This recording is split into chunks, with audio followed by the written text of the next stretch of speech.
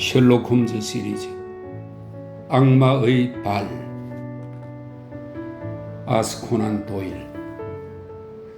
1897년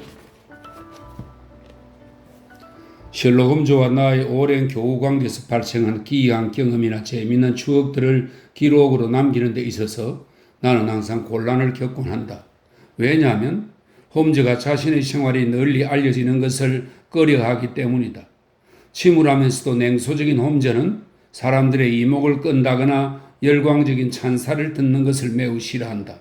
다만 사건을 멋지게 해결한 후 명백한 결말을 담당 수사관에게 넘겨준 다음 대중들이 수사관에게 쏟는 찬사를 조롱하는 듯한 미소로 듣는 일을 즐긴다고나 할까?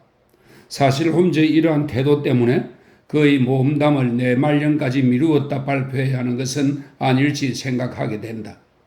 이야기들은 더할 나위 없이 흥미진진하지만 말이다. 내가 홈즈의 모험에 조금이나마 동참하는 특권을 누리는 것도 따지고 보면 나의 이런 신중함이나 과묵함 덕분일 것이다. 지난 화요일에는 홈즈에게서 전보가 왔는데 홈즈는 전보 발신지조차 노출시킨 적이 없다. 매우 뜻밖의 내용이었다. 왜 코널의 공포를 발표하지 않는가? 내가 다룬 것 중 가장 기이한 사건이었는데 홈즈가 지나간 기억을 더듬다가 새삼스레 그 일이 떠올랐는지 아니면 일시적인 변덕 때문에 그 일을 덜치워 이야기하고픈 마음이 생겼는지 정확한 이유는 나도 모르겠다. 그러나 곧 취소한다는 전보가 도착할까봐 서둘러서 그 사건의 정확하고 자세한 설명이 들어있는 기록을 뒤져 이렇게 여러분 앞에 꺼내게 되었다. 1897년 봄이었다. 무쇠 같은 건강을 자랑하던 홈즈도 힘든 일을 계속하자 더는 견디지 못하고 건강이 악화되기 시작했다. 어쨌든 그해 3월 할리가의 의사 무어 에이가는 이분도 홈즈와 극적으로 만난 사람인데 그 얘기는 나중에 다시 할 기회가 있을 것이다. 이분은 유명한 사립탐정의 몸이 완전히 망가지길 바라지 않는다면서 모든 일을 제쳐두고 요양을 하라는 엄명을 내렸다. 홈즈는 일에 너무 골몰한 나머지 평소 자신의 건강 상태에 대해 그다지 신경을 쓰지 않았지만 영원히 탐정 일을 못하게 될 수도 있다는 의사의 협박에 못 이겨 마침내 충고를 받아들이기로 했다.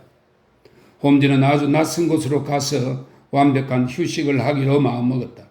마침 그해 봄에 우리는 코널 반도 극단에 있는 폴두만 근처의 작은 오두막을 알아봐 두었었다. 그곳은 날카로우면서도 신중한 유머 감각을 지닌 내 친구 홈즈에게 아주 적당한 장소였다. 수풀이 우거진 곳에 높이 자리 잡고 있는 하얀 집에서 우리는 창을 통해 어쩐지 불길한 기운이 느껴지는 반운 형상의 마운츠만을 내려다 보았다.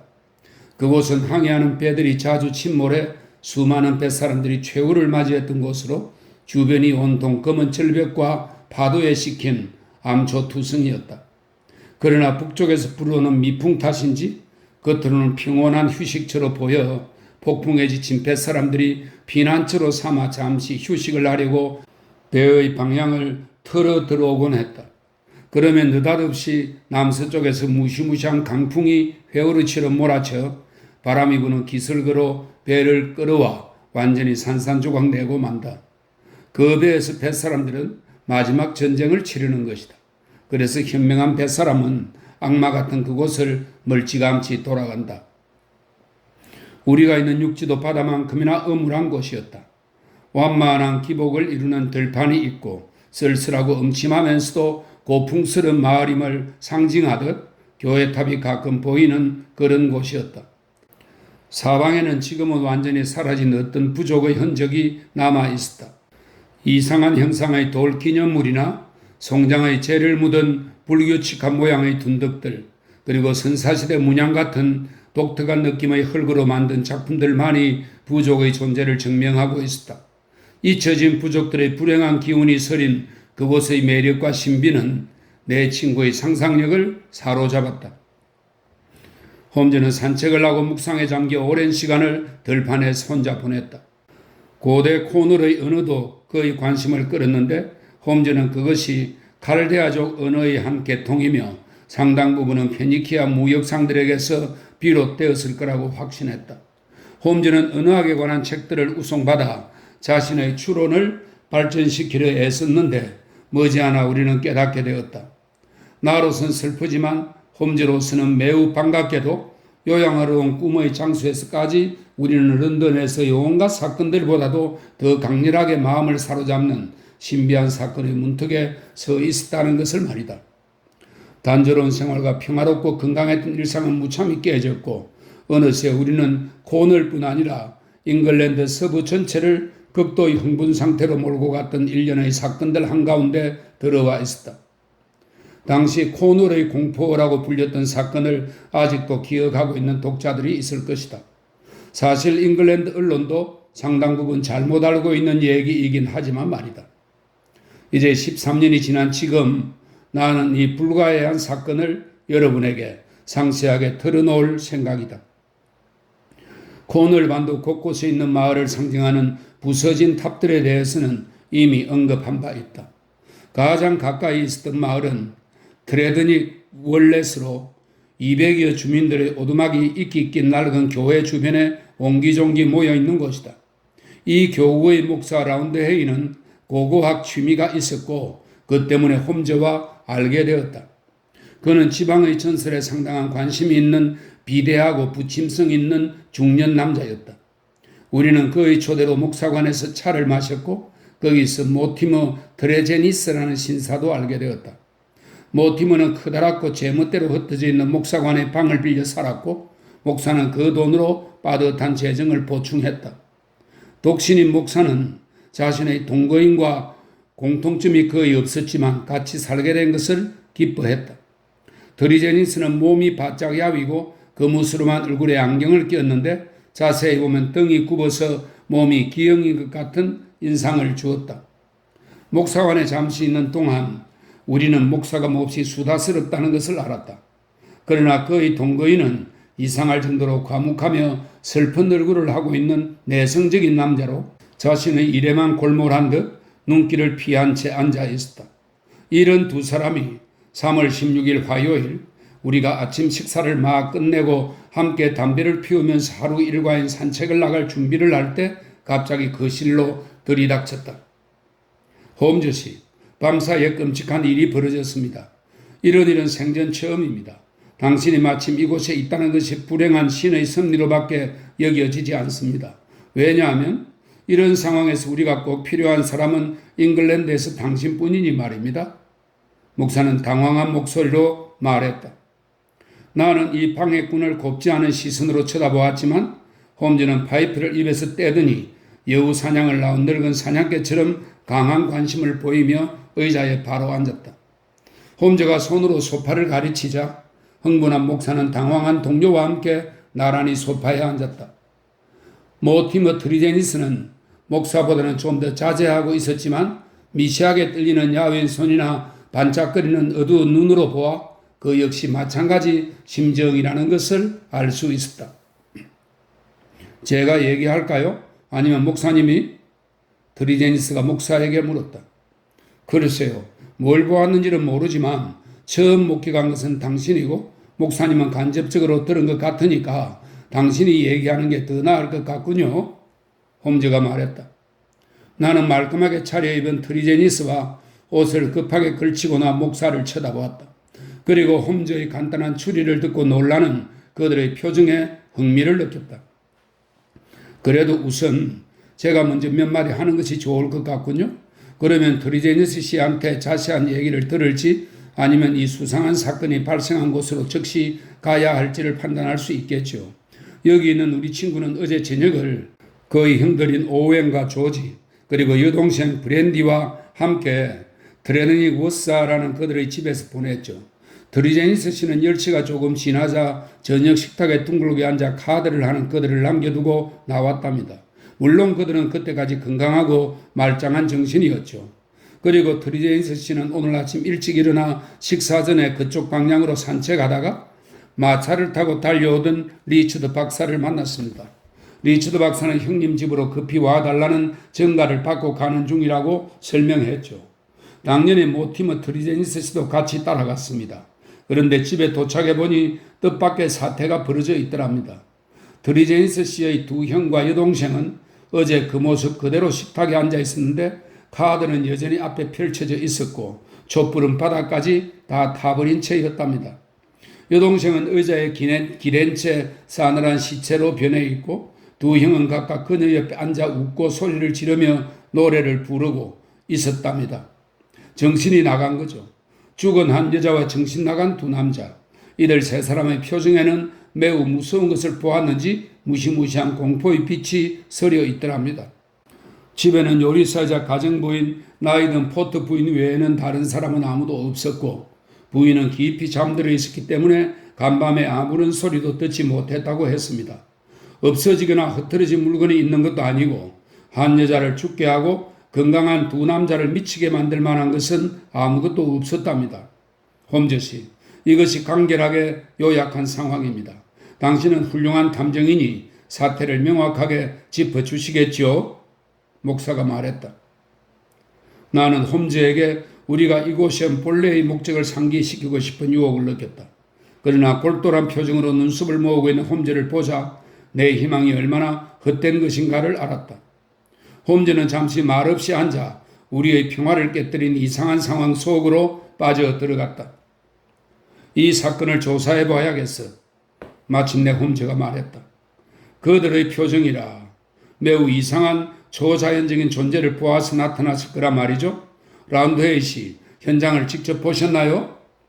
아니요, 홈즈 씨. 드리제니스 씨가 목사관에 와서 해준 얘기입니다. 나는 얘기를 듣자마자 당신과 의논하기 위해 달려온 것입니다. 이런 비극이 일어난 집은 얼마나 멀리 있습니까? 약 1마일쯤 더 들어가야 합니다. 그렇다면 우리 함께 걸어가 보기로 하죠. 그러나 출발하기 전에 몇 가지 질문이 있습니다.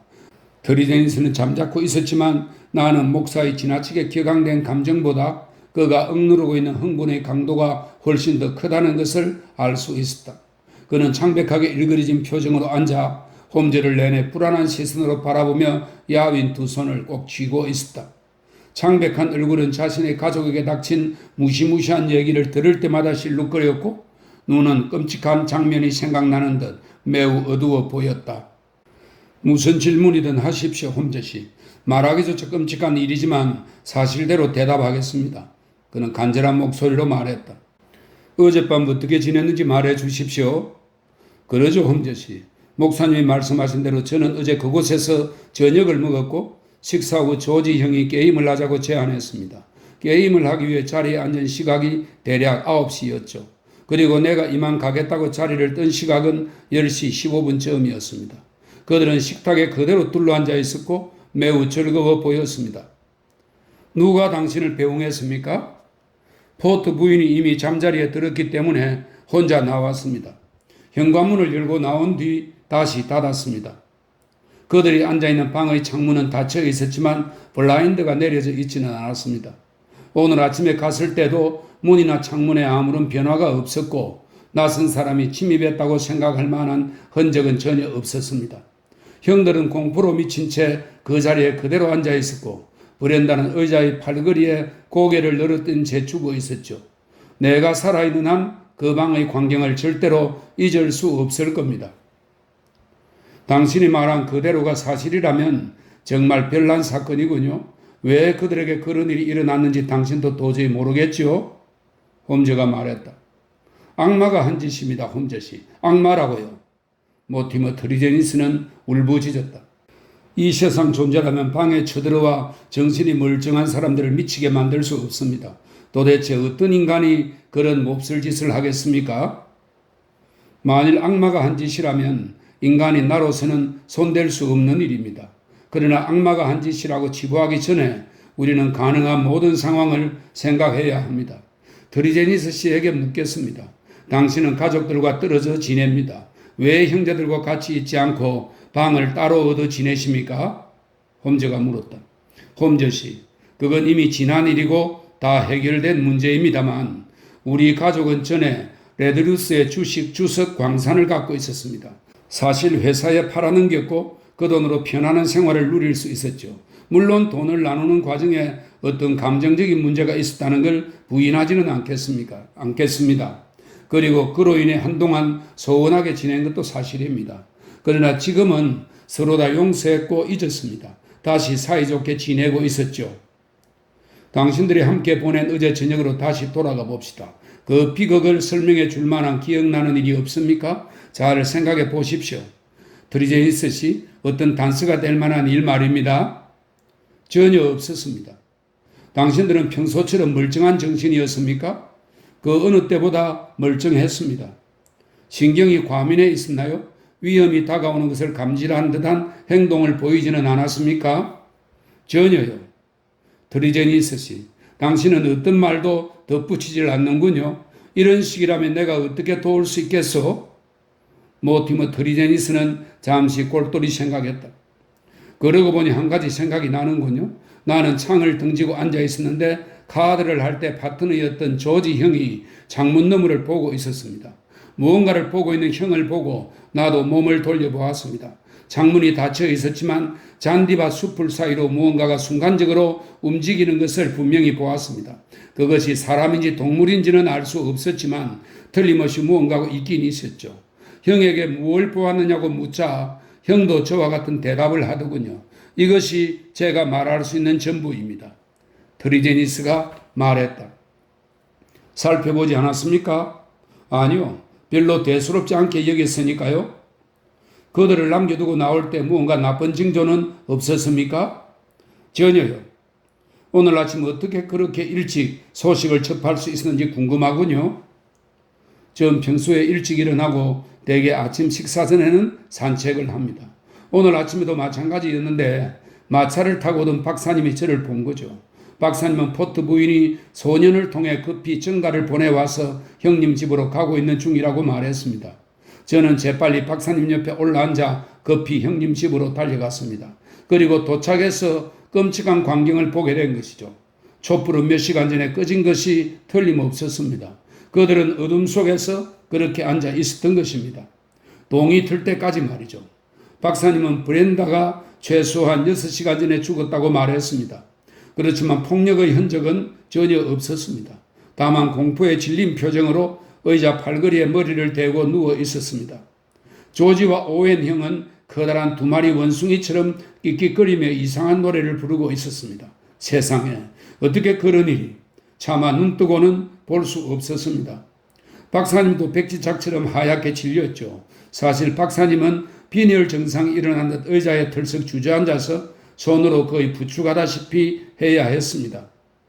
묘해. 정말 묘한 사건이야. 더 이상 지체하지 말고 현장으로 가보는 게 좋겠군. 첫눈에 이렇게 기묘해 보이는 사건은 정말 처음이야. 홈즈는 일어서서 모자를 집어들며 말했다. 첫날 아침은 별다른 진전 없이 지나갔다. 하지만 그날 목격한 장면으로 인해 나는 불길한 느낌을 지울 수 없었다. 비극이 발생한 장소로 가는 길은 좁고 구불구불한 시골길이었다. 그 길을 따라 걷고 있다가 마차의 덜컹거리는 소리가 들려서 우리는 길을 비켜주느라 한쪽 옆으로 물러서 있었다.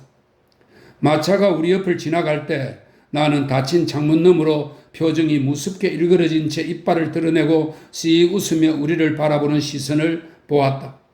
그들은 이상하게 번뜩이는 눈빛으로 이빨을 갈면서 빠르게 지나쳤고 우리는 마치 끔찍한 악몽을 본 것 같았다. 형들이에요. 헬스톤으로 끌려가고 있어요. 모티머 트리제니스는 새파랗게 질려 소리쳤다. 우리는 소름이 끼쳐 한동안 육중하게 덜그덕거리며 멀어져가는 검은 마차를 바라보았다.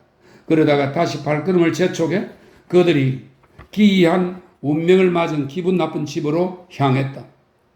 그들의 집은 오두막이라기보다는 커다랗고 화려한 별장이었다. 고너의 기우덕택의 상당히 넓은 정원은 벌써 온갖 봄꽃들로 만발해 있었다. 거실 창문은 정원을 향해 있었고 모티머 트리제니스의 말에 따르면 바로 이곳으로부터 그들의 정신을 일시에 앗아간 끔찍한 악마가 나왔다는 것이다. 홈즈는 생각에 잠긴 채 양쪽에 꽃들이 피어있는 현관으로 들어서기 전의 길을 걸었다. 내 기억으론 그때 그가 생각에 몰두하며 걷다가 물뿌리기를 건드려 안에 있는 물을 쏟아 우리 발은 물론 정원에 남길까지 적셨던 것 같다. 집 안으로 들어서자 나이든 코널 사람인 포트 부인이 우리를 맞이했다. 그녀는 어린 여자아이의 도움을 받으며 이 집 가정일을 돌보고 있었다. 포트 부인은 홈즈의 모든 질문에 기꺼이 답했다. 밤에는 아무런 소리도 듣지 못했다고 말했다. 그녀의 고용인들은 최근까지 모두 건강한 정신 상태였으며 자신은 그들만큼 명랑하고 유복한 사람들을 본 적이 없다고 했다. 그녀는 오늘 아침 방에 들어가자마자 식탁 주변의 끔찍한 광경을 보고 너무 무서워 기절했었으며 정신이 돌아오자 환기를 시키기 위해 창문을 연 다음 한달음에 달려나가 이웃 농가에서 일하는 소년을 보내 박사님을 불렀다고 했다. 브렌다 아가씨는 2층 그녀의 침실에 눕혀 놓았다고 했다. 그리고 형제들을 정신병원에서 온 마차에 싣기 위해 힘센 장정이 4명이나 필요했다고 말했다. 그리고 그녀는 더 이상 이 집에 머물고 싶지 않은지 세인트 아이버즈에 있는 그녀의 가족에게 가기 위해 당장 그날 오후에 출발한다고 했다. 우리는 계단을 올라가 브렌다의 사체를 보았다. 브렌다 트리제니스는 비록 중년에 가까운 나이였지만 아름다운 소녀 같았다. 죽음조차도 그녀의 윤곽이 뚜렷한 얼굴을 조금 더 손상시키지 못했다. 그러나 마지막 순간에 느꼈던 공포의 빛은 여전히 서려 있었다. 우리는 그녀의 침실을 나와 실제로 비극이 일어난 곳 아래층 거실로 내려왔다. 난로 안에는 밤새 까맣게 탄 채가 있었다. 탁자 위에는 초가 모두 탄 채, 촛대만 4개 있었고 카드들이 아무렇게나 흩어져 있었다. 의자들은 등을 벽을 향한 채 있었지만 그 밖의 것은 모두 전날 밤 그대로였다.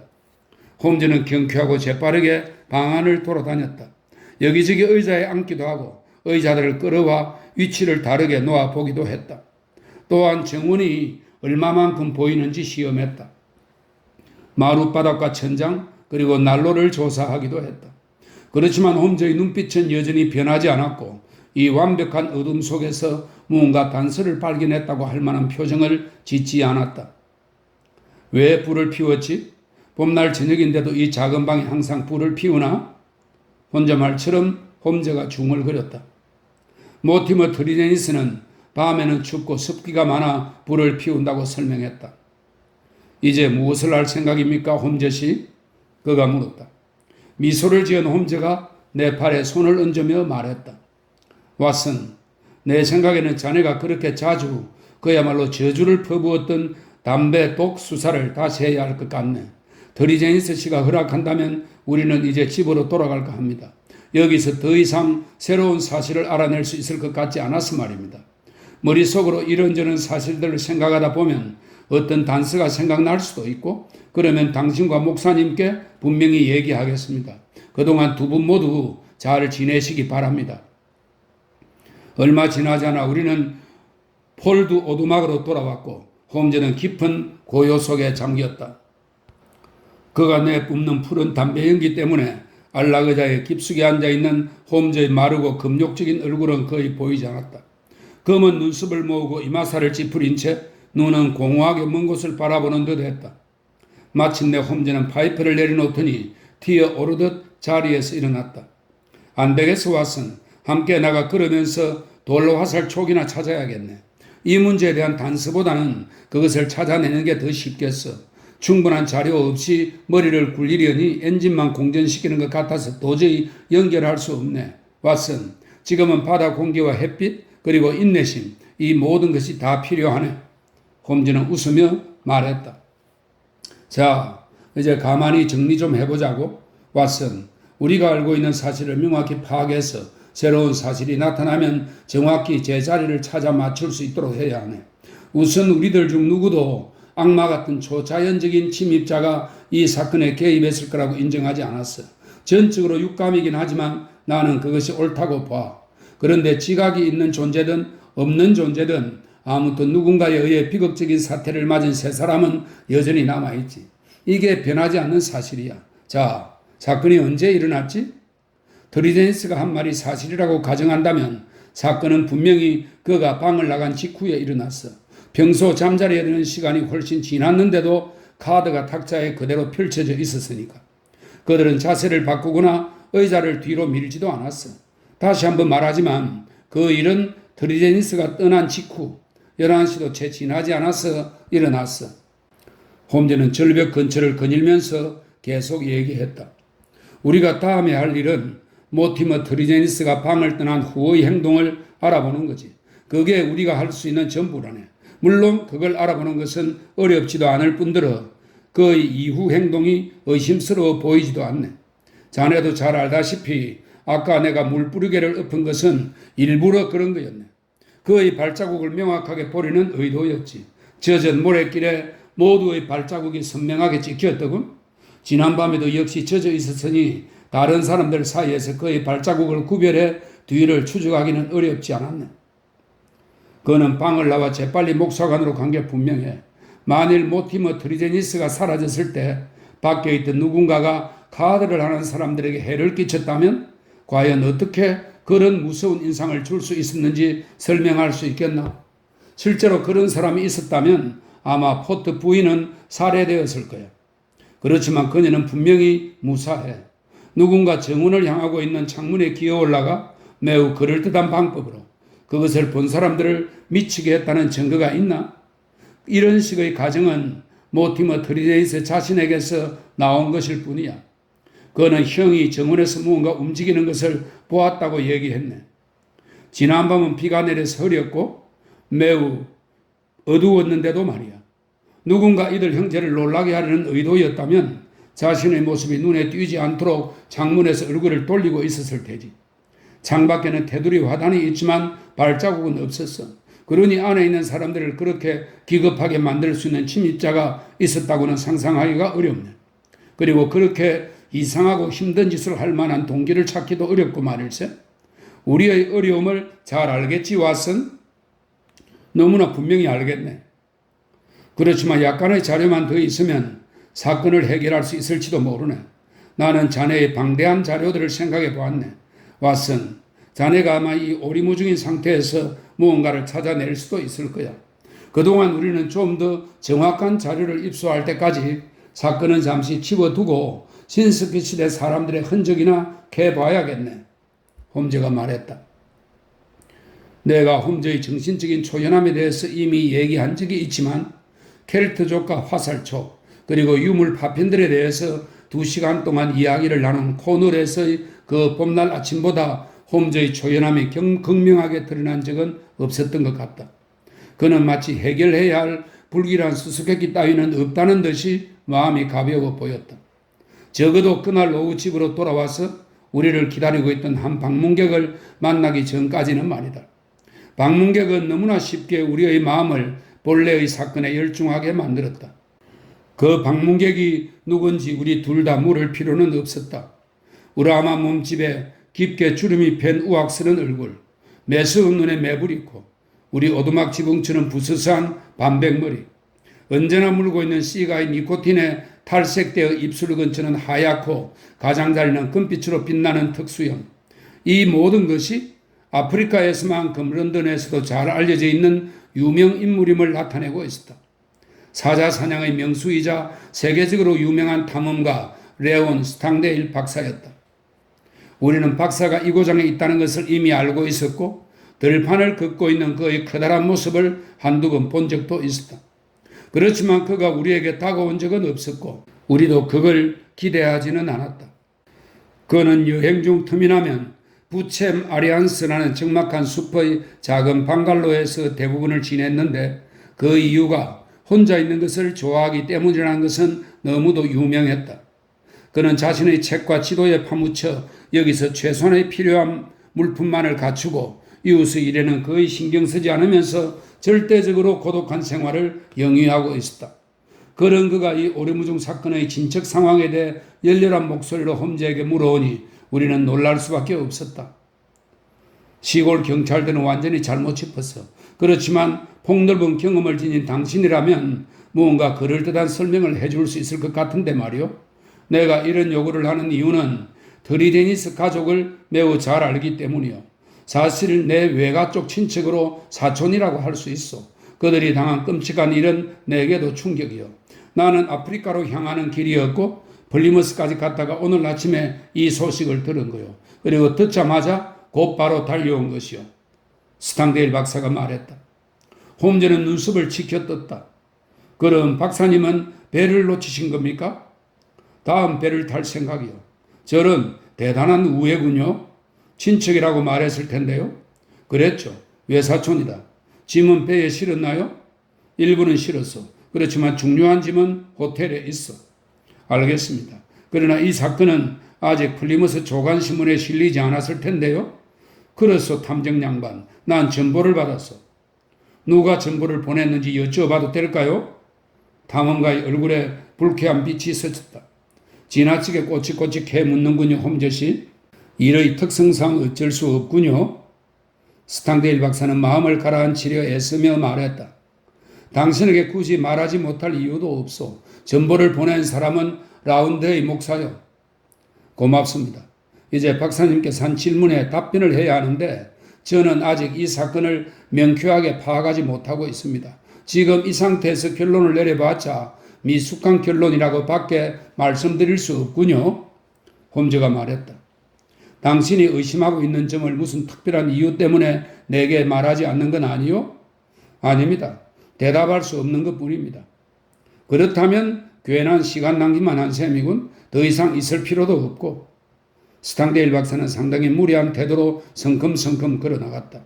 이었고 5분쯤 뒤 홈즈는 그를 따라 나갔다. 저녁이 될 때까지 홈즈의 모습은 보이지 않았다. 늦은 저녁, 초췌한 얼굴로 느리게 걸어오는 홈즈를 보니 별다른 수확이 없는 게 확실했다. 그는 자신이 자리에 없는 사이에 도착한 전보를 힐끗 보더니 난로에 던졌다. 플리머스 호텔에서 온 것이야. 왓슨, 그 이름을 목사님한테서 듣고 레온 스탕데일 박사의 말이 정말인지 확인하려고 전보로 조회했었네. 그는 정말 지난밤에 거기 있었고 아프리카로 떠나기 위해 필요한 짐 일부를 맡겨놓은 것도 확실해. 그런데 이 사건 때문에 돌아왔다는 점에 대해 어떻게 생각하나 왓슨? 박사는 이 사건에 상당한 관심을 보이더군. 상당한 관심이라. 맞아. 우리가 아직 파악 못한 연관성이 있어. 그걸 알면 단서가 잡힐 텐데. 힘내게 왓슨. 아직 모든 자료를 입수한 게 아니야. 새로운 자료만 입수하면 곧 해결할 수 있네. 홈즈의 말이 그렇게 빨리, 아니 그렇게 이상하게 실현되리라고는 생각하지 못했다. 그리고 불길한 사건이 우리 수사에 새로운 진전을 가져오게 될 줄도 몰랐다. 아침에 창가에서 면도를 하고 있는데 말굽 소리가 들려서 내다보니 이륜마차가 길을 따라 달려오고 있었다. 마차는 집 앞에서 멈추더니 우리 친구의 목사님이 뛰듯이 내려 정원 길을 달려왔다. 홈즈는 이미 옷을 다 차려입은 상태여서 우리는 서둘러 그를 만나러 내려갔다. 목사는 너무 흥분해서 말조차 할 수 없는 지경이었지만 드디어 숨을 고르더니 자신이 끔찍한 일을 목격했다고 큰 소리로 말했다. 우리는 신의 저주를 받았어요, 홈즈씨. 우리 마을에 신의 저주가 내렸다고요? 악마가 온 거예요. 우리 모두 악마의 손아귀에 넘겨진 거라고요. 그는 흥분해서 날뛰었다. 흑빛으로 변한 얼굴이나 공포에 휩싸인 눈이 아니었다면 우스꽝스럽게 보였을 것이다. 마침내 그는 놀라운 소식을 전했다. 간밤에 모티머 트리제니스 씨가 죽었어요. 그것도 그의 가족들과 똑같은 증상을 보이면서 말이에요. 홈즈는 순간 정신이 번쩍 난 듯 자리에서 벌떡 일어났다. 목사님 마차에 우리 둘이 탈 수 있을까요? 그럼요. 왓슨, 우리 아침 식사는 나중으로 미루세요. 라운드헤이 씨, 우리를 거기로 데려다 주시오. 서두릅시다. 현장이 흐트러지기 전에. 더리제니스는 목사관의 방을 2개 쓰고 있었다. 자신의 성향대로 구석진 곳이었는데 아래층과 2층에 각각 방 하나씩을 빌려 쓰고 있었다.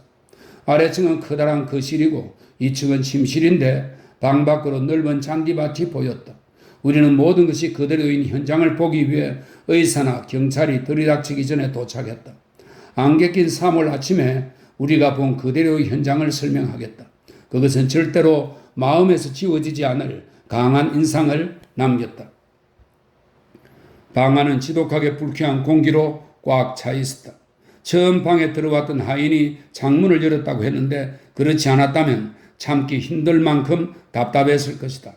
탁자 중앙에서 연기를 내며 타고 있는 램프 때문이었을 수도 있다. 그 옆에는 죽은 남자가 의자에 등을 기대고 앉아 있었다. 그의 턱에는 10개 수염이 나 있었고 안경은 이마에 올라가 있었다. 여비고 금우스름한 얼굴은 창을 향해 있고 공포로 일그러져 있었다. 그의 죽은 여동생 브렌다의 얼굴 표정과 같았다. 그는 공포로 인해 죽어가면서 몸부림친 듯 했고 손가락은 구부러져 있었다. 옷은 다 입고 있었지만 몹시 서둘러 입은 듯 했다. 우리는 이 비극이 이른 아침에 닥쳤다는 사실을 알 수 있었다. 그 운명적인 방에 들어서자마자 홈즈가 보인 갑작스러운 변화를 본 사람이라면 그의 냉담한 외양 속에 강력한 에너지가 넘친다는 것을 금방 알 수 있었을 것이다. 홈즈는 즉시 긴장했으며 민첩해졌다. 눈은 빛나고 표정은 차분했으며 손과 발놀림이 매우 재빨랐다. 그는 창문을 통해서 방을 둘러싸고 있는 잔디밭으로 나갔다가 침실로 올라왔다. 여우를 쫓는 사냥개처럼 날랬다. 재빨리 침실을 둘러본 뒤 창문을 열었는데 무언가 대단한 것이라도 발견한 듯 창문 밖으로 몸을 내밀며 놀람인지 탄성인지 모를 소리를 내질렀다. 그런 다음 아래층으로 달려가 열린 창을 통해 밖으로 나가서 잔디밭에 얼굴을 가까이 들이밀며 다니다가 다시 방으로 뛰어 올라왔다. 그의 모든 행동에는 사냥감을 쫓는 사냥꾼 같은 열의가 있었다. 어디에서나 흔히 볼 수 있는 램프를 그는 몇 분 동안 주의를 기울여 세심히 관찰했다. 홈즈는 확대 렌즈로 램프의 활석 덮개를 세밀하게 조사한 후 표면에 붙어있는 재를 끌고 봉투에 담아 책갈피에 끼워두었다. 마침내 의사와 담당 수사관의 모습을 드러내자 홈즈는 목사를 손짓에 불렀고 우리 셋은 잔디밭으로 나왔다. 이런 조사는 헛수고가 아니라서 기쁘군요. 여기 남아 수사관들과 사건을 의논할 수는 없을 것 같습니다. 란도에이씨, 저들에게 침실 창문과 거실 램프에 특히 주의를 기울여 조사하라는 말씀을 내 인사말과 함께 전해주시면 감사하겠습니다. 두 개를 잘 조사하면 반드시 사건 해결에 도움이 될 거라고 말입니다. 만일 경찰들이 좀 더 많은 정보를 원한다면 언제든 가까이 만나겠다고 전해주십시오. 왓슨, 우리는 이만 물러가세. 경찰들이 아마추어 침입자들에게 화가 났을지 아니면 수사에 도움이 되었다고 생각했을지 그건 모르겠다. 그로부터 이틀이 지나도 그들에게서 아무 소식도 듣지 못했다. 그동안 홈즈는 집에서 담배를 피우거나 생각에 잠겨 있었다. 그렇지만 대부분의 시간은 홀로 시골길을 산책하며 보내곤 했다. 그리고 어디 간다는 말도 없이 밖에서 몇 시간을 보낸 후 돌아오곤 했다. 씨름을 하는 모습을 보이기도 했다. 홈즈는 모티머 트리데니스의 방에서 타고 있던 것과 똑같은 램프를 하나 사왔다. 이 램프에 목사관에서 쓰는 것과 똑같은 기름을 채우고 그것이 완전히 다 타는데 걸리는 시간을 쟀다. 불쾌하고 결코 잊을 수 없는 또 다른 실험도 했다. 왓슨, 이런 여러 가지 정황에 비슷한 공통점이 있다는 것을 알겠나? 사건이 일어난 방에 처음으로 들어간 사람들마다 방의 공기에 영향을 받았다는 점과 관련이 있네. 모티머 트리데니스가 형 집을 마지막으로 방문했을 때 상황을 설명했던 것을 기억하겠지. 방에서 들어서던 의사가 쓰러져 의자에 주저앉았다고 앉았다고 하지 않았나? 잊었나? 이제야 나는 그들이 왜 그랬는지 알겠네. 그리고 가정부 포트 부인도 방에 들어서자마자 기절해서 나중에 창문을 열었다고 우리에게 말한 거 기억하지? 두 번째 사건, 모티머 트리데니스에게 닥친 사건 말일세. 우리가 그 방에 도착했을 때 받았던 지독하게 답답한 느낌을 잊을 수는 없을 걸세. 하인이 창문을 열어놓았었는데도 말일세. 그리고 이것도 의심나는 점인데 하인이 너무나 아파서 침대로 쉬러 갔다고 했지. 왓슨, 이런 사실들이 무언가를 강하게 암시하고 있는 것 같지 않나? 두 사건에는 독가스가 있어. 그리고 공통점은 또 있네. 방 안에서 연소작용이 일어나고 있다는 점이지. 하나는 난로, 다른 하나는 램프. 난로 불은 필요해서 피웠다고 쳐도 램프는 날이 밝은 후에 켜졌어. 기름이 타는 시간을 재보고 앉았지. 도대체 왜? 분명히 세 가지가 서로 관련이 있네. 불, 답답한 공기, 그리고 비극을 당한 사람들의 광기나 죽음. 확실해. 그렇지 않은가? 그럴듯하게 들리는군. 적어도 그럴듯한 가설로 받아들일 수는 있지. 그렇다면 무언가가 타면서 이상한 유독가스 효과를 내는 공기를 발생시켰다고 생각할 수 있네. 첫 번째 사건인 트리데니스 가족들의 경우에 이 물질이 난로에 있었어. 창문이 닫혀 있었고 연기는 자기네 연통을 통해 굴뚝 위까지 퍼졌을 거야. 첫 사건이 두 번째 사건보다 독가스의 영향을 덜 받았다고 생각하네. 두 번째 사건에서는 공기가 빠져나갈 구멍이 없어서니까 말이야. 결과도 그렇다는 것을 말해주네. 첫 번째 사건에서는 여자만 죽었네. 아마 여자의 몸이 더 약하고 민감했기 때문일 걸세. 다른 사람들은 미쳐버렸지. 두 번째 사건에서는 결과가 완벽했네. 따라서 독가스는 연소작용에 의해서 발생한 것이 분명해 보이네. 그래서 나는 모티머 트리제니스의 방에서 타다남은 물질을 찾았네. 그것을 찾은 곳은 램프 연기 차단기 혹은 활석으로 만든 램프 가시였지. 벗겨지기 쉬운 재가 많이 있더군. 가장자리에는 아직 다 없어지지 않은 갈색 가루가 묻어 있었네. 자네도 봤다시피 그 갈색 가루를 절반쯤 봉투에 담아왔지. 왜 절반만 가져왔나? 나중에 조사하러 올 경찰을 위해서야. 내가 찾은 모든 증거를 남겨놔야 공평하니까. 그래서 그들이 찾을 수 있도록 램프 가디에 그대로 남겨두었네. 왓슨, 이제부터 내가 이 램프에 불을 붙일 걸세. 하지만 사회에 꼭 필요한 두 인재가 일찍 저 세상으로 가는 걸 피하기 위해 창문을 미리 열어두어야겠군. 이 실험에 동참하겠다고 마음먹었다면 자네같이 민감한 남자는 열린 창문 근처의 안락의자에 가서 앉게나. 밖에서 보겠나? 그러겠어? 아니라고? 과연 자네랍군. 나는 자네 반대편 의자에 앉겠네. 그러면 독이 있는 램프에서 똑같은 거리를 두고 마주보고 있는 셈이지. 문은 조금 열어둘 거야. 서로 상대의 동정을 살피면서 이상한 징후가 나타날 때까지 계속하는 거네. 잘 알겠나? 그럼 봉투에서 가루를 가져와 타고 있는 램프 위에 놓겠네. 자, 왓슨, 앉아서 기다리게. 금세 징후가 나타났다. 나는 자리에 앉자마자 독한 사향 냄새 같은 묘하고 메스꺼운 냄새를 맡았다. 첫 숨을 들이마신 순간 머리는 통제 불능 상태로 돌입해 별별 상상이 다 떠올랐다. 눈앞으로 짙은 먹구름이 몰려들었다. 이성은 내게 이 구름은 실제로는 없는 거라고 얘기했지만 막연한 공포와 우주에 존재하는 모든 괴기스럽고 사악한 괴물들이 숨어 있다가 눈앞으로 들이닥치자 온몸의 감각이 얼어붙는 듯 했다. 검은 구름 사이로 알 수 없는 형상들이 돌아다니고 창틀에는 표현할 수 없는 어떤 존재가 협박이나 경고를 내지르듯 다가오며 영혼을 뒤흔들었다. 나는 얼어붙을 듯한 공포에 사로잡혔다. 머리털이 곤두서고 눈알은 튀어나올 것 같았으며 딱 벌어진 입안의 혀가 가죽처럼 뻣뻣해 말을 할 수 없었다. 머릿속은 폭풍이 몰아치는 것만 같았다. 나는 비명을 지른다고 소리질렀지만 희미하게 쉰 목소리로 응울대는 소리는 마치 내 목소리가 아닌 멀리서 들려오는 다른 사람의 목소리처럼 들렸다. 나는 탈출하려고 애쓰는 동시에 절망적인 구름 사이를 뚫고 홈즈의 얼굴을 보았다. 홈즈의 얼굴은 하얗게 질렸고 공포로 일그러져 뻣뻣하게 굳어 있었다. 죽은 사람에게서 보았던 바로 그 얼굴이었다. 그것을 보자 갑자기 제정신이 들면서 힘이 났다. 나는 의자를 박차고 일어나 허겁지겁 홈즈를 끌어안고 비틀거리면서 밖으로 나갔다. 우리는 그대로 정원의 잔디밭에 쓰러져 나란히 누웠다. 안에서 우리를 둘러쌌던 지옥 같은 구름이 사라지고 내리쬐는 한 줄기 고마운 햇살만이 의식되었다. 주변 풍경에서 안개가 피어오르듯 그렇게 천천히 평화와 이성이 우리 영혼으로 되돌아왔다. 이 말을 훔치고 우리는 각자 경험했던 공포의 마지막 흔적을 떠올리며 서로 감사하는 마음으로 바라보았다. 왓슨, 고맙고 또 미안하네. 그렇게 위험한 실험에 자네까지 끌어들이다니 정말 미안하네. 마침내 홈즈가 불안정한 목소리로 말했다.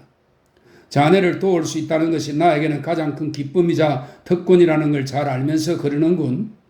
나는 전에는 느끼지 못했던 홈즈의 진심에 감격해서 대답했다. 그렇지만 홈즈는 즉시 평소 그의 습관인 반쯤은 유머스를 하고 반쯤은 냉소적인 기질로 돌아갔다. 과연 그것은 우리를 미치게 할 만큼 강력했어.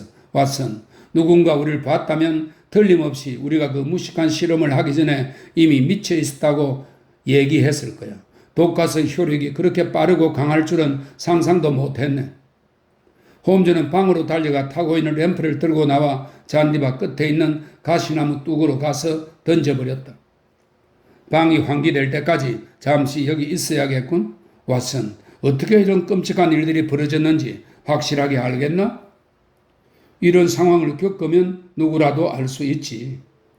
그렇지만 원인은 여전히 불명확해. 여기 정자로와 함께 의논해 보세요. 정말 지독한 독가스야? 아직도 목구멍에 남아있는 것 같군. 목이 따끔따끔해. 모든 증거로 봐서 첫 번째 사건의 범인은 모티머 트리데니스라고 생각하네. 비록 두 번째 사건의 희생자이긴 하지만 말일세. 첫째, 우리는 그들 형제 간에 불화가 있었다는 점을 기억해야만 하네. 비록 곧 화해하긴 했지만 그 싸움이 얼마나 격렬했는지 혹은 거짓된 화해를 했는지 그건 알 수 없지. 여우 같은 얼굴에 안경 너머로 작은 눈을 날카롭게 빛내는 모티머 트리데니스를 생각해보면 그가 특별히 용서하는 기질일 거라는 생각은 들지 않네. 그리고 둘째, 정원에 누군가가 있었다는 얘기 말일세. 우리는 한동안 그것이 비극의 진짜 원인일 거라고 여겼지. 하지만 그건 꾸며낸 얘기에 불과했어. 우리를 호도할 동기가 그에게 있었던 셈이지. 결국 방을 떠나는 순간 이 물질을 난로에 던져 넣을 사람이 그 말고 또 누가 있겠나. 그 순간부터 비극이 시작된 거지. 만일 다른 사람이 들어왔었다면 가족들은 분명히 식탁에서 일어났을 거야. 더구나 코널 사람들은 밤 10시가 지나서는 남의 집을 방문하지 않네. 이렇듯 모든 증거가 모티머 트리데니스가 범인이라는 걸 말해주네. 그렇다면 그는 결국 자살했군. 왓슨, 그의 얼굴로 봐서 그럴 가능성은 희박하네. 자기 가족에게 그 같은 짓을 저지르는 영혼을 가진 남자가 자살하지는 않았을 걸세. 다른 이유도 있고 말이야. 다행히 이 모든 것에 대해 알고 있는 사람이 나 말고 잉글랜드에 한 사람 더 있네. 그래서 나는 그와 약속을 해두었지. 오늘 오후 그가 직접 털어놓는 사실들을 곧 듣게 될 걸세. 이제 도착할 시간이군. 자네는 그분 레온 스탕데일 박사를 일로 정중히 모셔야 되네. 그렇게 중요한 방문객을 화학실험을 했던 작은 방으로 모시는 건 실례니까. 정원문이 열리는 소리가 들리고 위대한 아프리카 탐험가의 건강한 모습이 나타났다. 그는 약간 놀란 기색으로 우리가 앉아있는 소박한 정자를 향해 다가왔다. 홈즈씨, 1시간쯤 전에 당신 편지를 받고 이렇게 왔지만 나를 보자고 한 이유가 대체 뭐요? 헤어지기 전에 명확히 할 게 있어서입니다. 와주셔서 감사합니다. 박사님을 이렇게 누추한 곳에서 맞이하게 된 점을 사과드립니다만 제 친구 왓슨과 저는 코너의 공포라고 불리게 될 책의 마지막 장을 논의하는 중이기도 하고 현재로서는 맑은 공기가 필요하기 때문입니다. 그리고 우리가 의논해야 할 문제가 박사님의 매우 개인적인 부분에 영향을 줄 것이고 그 때문에 이렇게 아무도 엿들을 수 없는 곳에서 얘기를 나눠야만 합니다. 탐험가는 시가에서 입술을 떼더니 내 동료를 고집스럽게 쳐다보았다. 대체 무슨 소리를 하는지 알 수 없군. 선생, 내 개인적인 부분에 영향을 줄 수도 있는 문제라니. 모티머 트리데니스 사례를 말하는 겁니다. 순간 나는 무기를 찾아야겠다고 생각했다. 스탕데일의 분노에 찬 얼굴이 검붉게 변하고 눈에서는 불꽃이 튀었으며 이마에는 파란 심줄이 도드라졌기 때문이다.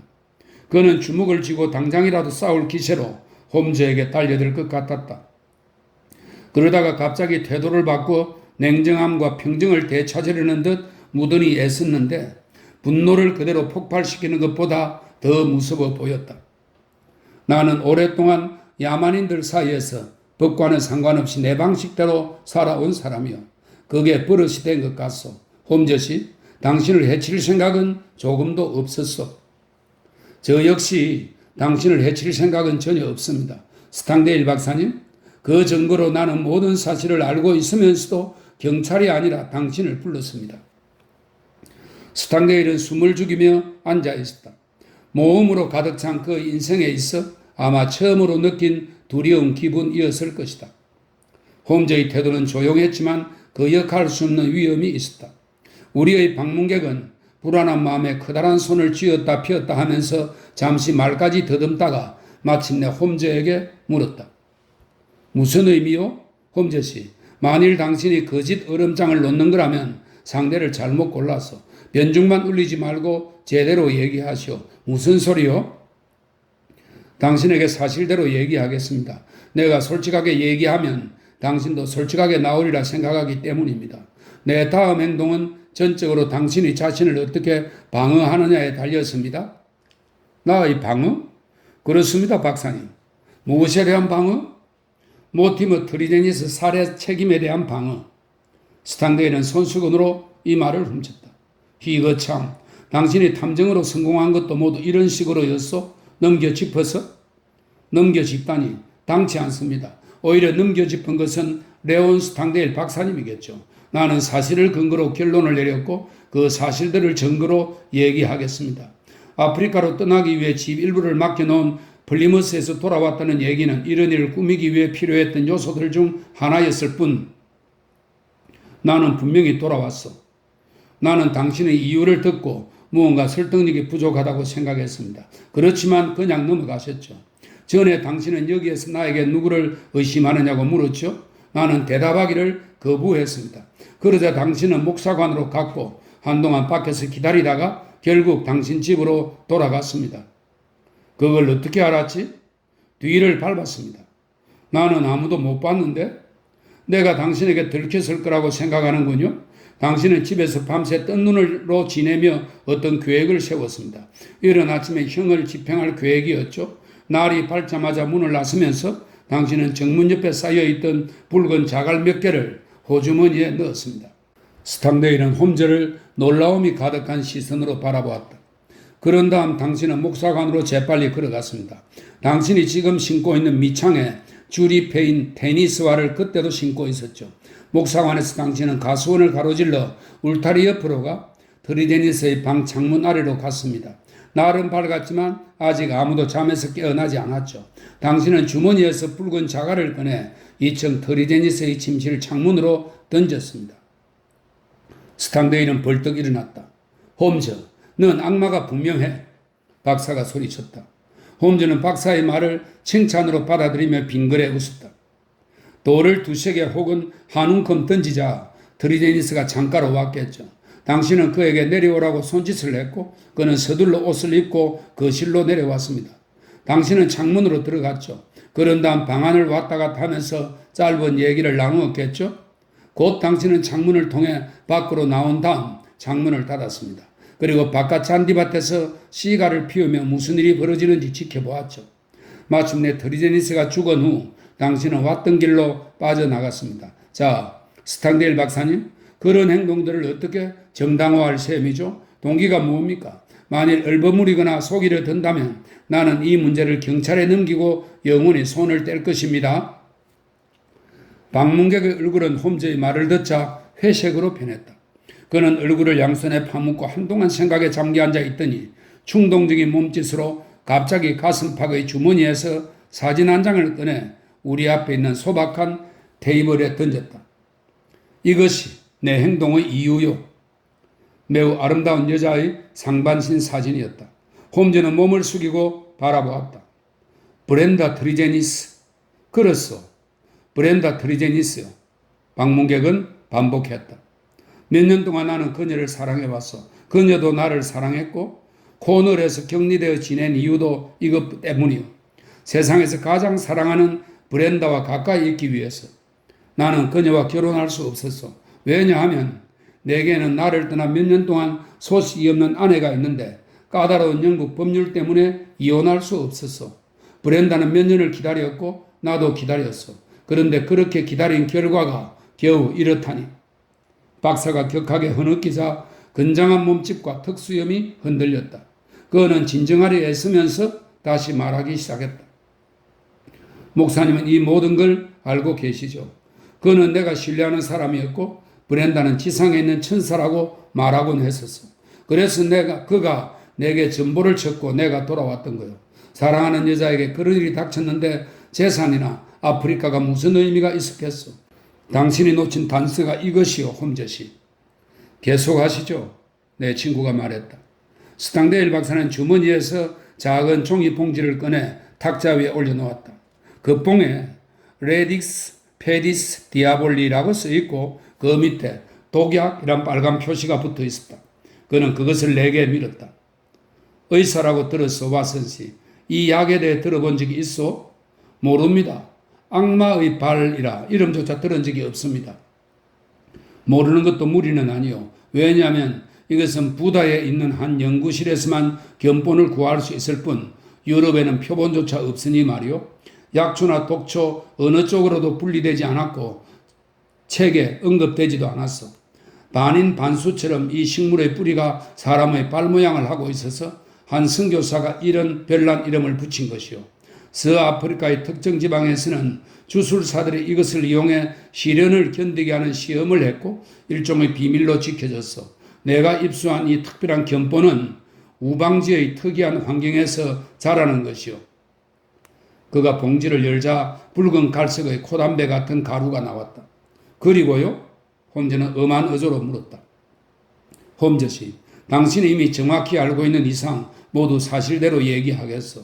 트리데니스 형제와의 인척 관계는 이미 알고 있겠지요. 그렇지만 나는 브렌다 때문에 형제들과 사이좋게 지냈을 뿐이요. 돈으로 인해 가족 간의 싸움을 하게 되었고 그 결과 형제들과 모티머의 사이가 벌어졌어. 그 일로 인해 모티머는 무언가 결심한 것 같았지만 나는 다른 사람을 대하듯 그를 대했어. 모티머는 교활하고 복잡하며 업무를 잘 꾸미는 사람이었어. 그리고 몇 가지 의심스러운 점도 느껴졌지만 내게는 그와 격렬하게 싸울 이유가 없었어. 2주 전 어느 날 그가 나의 집으로 찾아왔기에 나는 아프리카 토산품들을 보여주었어. 다른 물건들을 보여주면서 이 가루도 보여주었던 것인데 특이한 성질에 대해서도 말해주었어. 이 가루가 공포의 감정을 조절하는 뇌를 얼마나 자극시키는지, 그리고 부족의 주술사가 이 가루를 이용해 시행하는 의식에서 대상이 된 토인들은 미치거나 죽을 수밖에 없는 운명이라는 얘기도 해주었어. 그리고 유럽의 과학으로는 이 물질을 밝혀낼 수 없다는 얘기까지. 모티머가 그것을 어떻게 가져갔는지는 모르겠어. 내가 방을 나갔던 적은 없었는데 아마 내가 다른 토산품들을 보여주려고 캐비넷을 열거나 몸을 숙여 상자를 들여다볼 때 몰래 손에 넣었던 거겠지. 어쨌든 그는 악마의 발에 대해 관심이 많았어. 제대로 효과를 내기 위해 필요한 양과 시간 등을 꼬치꼬치 물었으니까. 그렇지만 그런 목적으로 묻는지는 전혀 생각하지 못했어. 목사님의 전보가 플리머스에 도착할 때까지 나는 그 문제를 잊고 있었어. 이 악당은 내가 그 소식을 듣지 못하고 배에 올라 아프리카에서 몇 년간 헤맬 것이라고 여겼던 거예요. 그러나 나는 즉시 돌아왔어. 물론 상세한 얘기를 듣지 않고도 그가 분명히 이 독을 사용했다는 확신을 가졌어. 홈즈씨, 나는 그때 당신이라면 다른 사람과 달리 무언가 알고 있을까 하는 생각으로 당신을 만나러 왔던 거예요. 그렇지만 당신도 모르더군. 나는 모티머 트리데니스가 범인이라고 확신했어. 돈 때문이요. 아마 다른 가족들이 모두 미치거나 죽게 된다면 재산은 모두 자기 차지가 될 거라고 생각했겠죠. 그래서 그들에게 악마의 발을 사용한 거죠. 두 사람은 미치고 브렌다는 죽었어. 내가 사랑하고 나를 사랑한 유일한 사람인 브렌다가 그의 죄를 무엇으로 응징할까? 법에 호소해야만 할까? 무엇으로 증명할까? 나는 모든 것이 사실이라는 것을 알고 있지만 시골 판사가 과연 이 기이한 이야기를 믿을까? 나는 할 수도 하지 않을 수도 있었어. 그러나 그를 가만둘 수는 없었어. 복수하고 싶은 마음이 끊임없이 끌어올랐던 거요. 홈즈씨, 아까도 얘기했지만 난 오래도록 법과는 상관없이 살아왔어. 마침내 스스로 법을 만들기로 했지. 그를 처단하지 않을지는 내 손에 달려 있었어. 더 이상 나도 내 목숨에 미련은 없어. 홈즈씨, 모든 것을 다 털어놓았어. 나머지는 당신이 말한 대로요. 당신이 말한 대로 나는 밤새 뒤척거린 후 일찍 집을 나섰어. 그리고 트리데니스를 잠에서 깨우기가 어려울 거라고 예상하고 당신이 언급했던 자갈 더미에서 자갈을 집어가지고 갔지. 그리고 창문을 향해 던졌어. 그는 아래층으로 내려와 창문을 열고 나를 들여보내 주었지. 나는 트리데니스에게 그의 죄를 말해준 후 내가 판사 겸 사형 집행인의 역할을 하겠다고 말했어. 그 야비한 놈을 의자에 앉힌 다음 회전식 권총으로 꼼짝 못하게 만들었어. 그리고 램프에 불을 붙이고 그 위에 가루를 놓았어. 그리고 창을 통해 밖으로 나왔지. 그가 방을 떠나지 못하도록 권총으로 계속 위협하면서 말이오. 5분이 지나자 그는 죽었어. 맙소사, 죽는 모습이라니. 그러나 내 마음은 조금도 흔들리지 않았어. 죄 없는 내 사랑을 그렇게 죽은 놈이니 당연하다고 여겼어. 내 얘기는 이것으로 끝이오. 홈즈씨, 당신이 한 여자를 사랑했다면 당신도 똑같이 했을 거요. 어쨌든 내 목숨은 당신 손에 달렸어. 마음대로 하시오. 이미 말한 대로 죽음 따위는 두렵지 않소. 홈즈는 한동안 침묵을 지키며 앉아 있었다. 복수가 끝나면 어떻게 할 작정이었죠? 마침내 홈즈가 물었다. 아프리카에 나를 묻을 작정이었어. 아프리카에는 내가 할 일이 많이 남아 있으니까 말이오. 계획대로 가셔서 남은 일을 끝내십시오. 당신을 막을 생각은 주어도 없습니다. 홈즈가 말했다. 스탕데일 박사는 우람한 몸을 일으키더니 근엄하게 인사하고 정자를 걸어나갔다. 홈즈는 파이프에 불을 붙이더니 자신의 담배 쌈지를 내게 건네주었다. 독 없는 연기도 기분 전환에 좋다네. 왓슨, 스탕데일 박사를 놓아준 것에 자네도 동의하겠지. 우리는 경찰과 별개로 조사해 왔으니 이렇게 해도 된다고 생각하네. 자네도 스탕데일 박사를 비난하지는 않겠지? 물론 비난하지 않네. 왓슨, 나는 사랑해 본 적은 없지만 만일 사랑했다면, 그리고 내가 사랑한 여자가 그렇게 비참하게 죽었다면 나도 무법의 사자 사냥꾼과 똑같이 했을지도 모르네. 사람이란 어떤 상황에 처할지 누가 알겠나. 그건 그렇고 왓슨, 뻔한 일들을 설명해서 자네의 지성을 모독할 생각은 없네. 물론 창틀에 있던 자갈이 결정적인 단서였지. 그 돌은 목사관 정원에는 없는 돌이었네. 스탕데일 박사의 집 앞에서만 발견할 수 있는 돌이었지. 주위가 환해진 후에 켜진 램프와 램프 가디에 남아있던 가루도 명확하게 연결이 되지. 왓슨, 이제 이 사건은 말끔히 있고 코널 언어에 남아있는 위대한 겔트족 언어의 흔적을 찾아 칼데아 언어를 연구하는 데에만 마음을 집중하세.